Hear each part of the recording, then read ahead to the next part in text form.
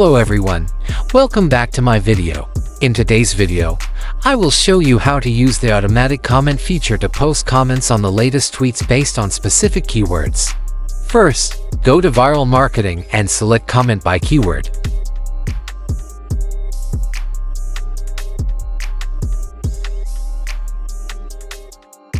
Here, the software helps you find the latest and most engaging posts related to your chosen topic or product. Make sure to carefully research and select your keywords. Below, choose the option to comment using content from a file. When you import content in this format, the software will randomly select a comment each time, helping you avoid being flagged as spam.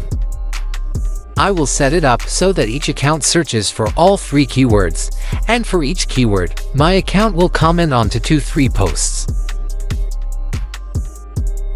Finally, select the accounts you want to use and click Start.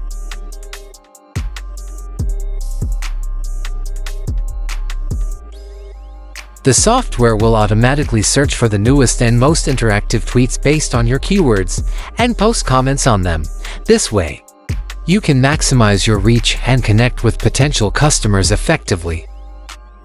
If you're interested in this feature, message me on Telegram or WhatsApp for more details. Thank you for watching. See you in the next video.